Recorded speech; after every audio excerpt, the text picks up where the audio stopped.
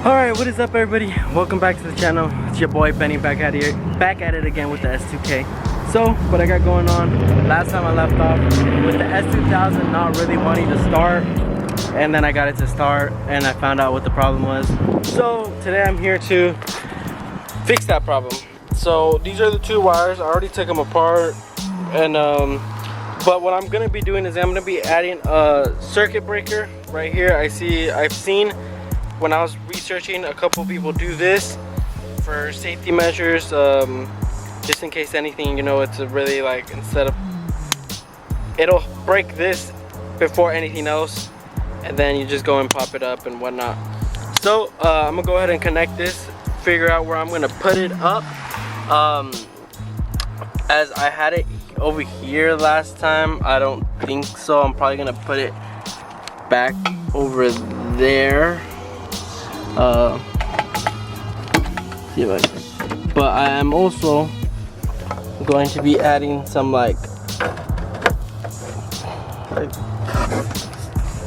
right there, look at that, some like kind of tape around the area, just in case, you know, so the wires don't touch anything.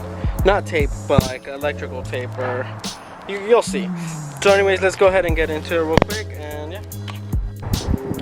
So as I'm doing this right now, I'm hoping that it is this and not the connections themselves, like with the crimp. Maybe I didn't do good enough of a job, and so now I'm probably gonna have to recrimp them and whatnot, but that is worst case scenario. At least we know where the problem's at now, so that's pretty good, right? Yeah.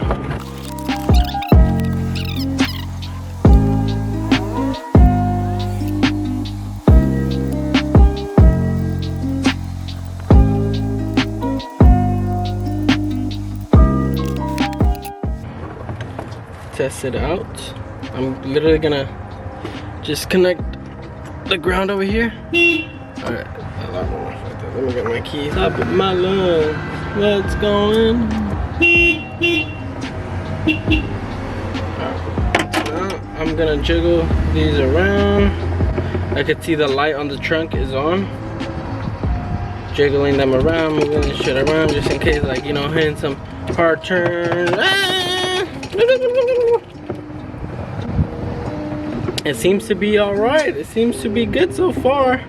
I see the light is still on, so we're good, just like that.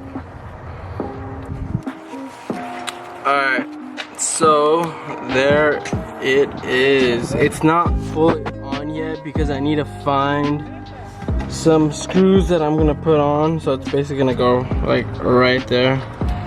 The red tape is just for security measures, you know, don't want nothing touching around it. But that's where it's essentially, that's where it's gonna go. It's gonna look like that. Probably end up putting some carpet over it when I put carpet on the back over here. I really gotta rewire all this wiring. I don't like it, I hate it, it's ugly. But one step at a time. But let's see if this still going strong.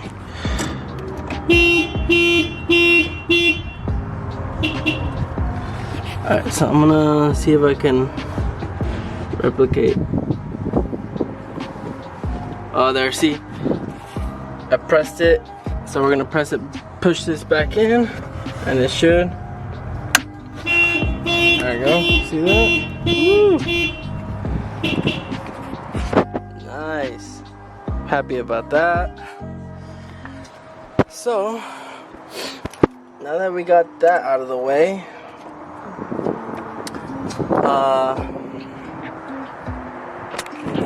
so I finally got the bolts for this stuff.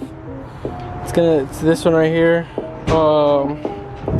Now I was trying to get one like this style, but I couldn't find anything locally, so I'm just gonna go with this. It's gonna be underneath anyways, it's not really gonna show, so I ain't tripping too much. But they fit, and yeah, we're gonna go ahead and put them on. Just Oh, what the fuck? Just barely. Let's focus. Let's focus. Come on.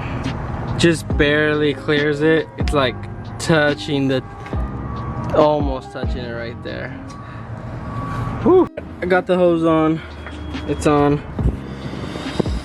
It's a little tight fit right here between the hose and the coupling, whatever you want to call it.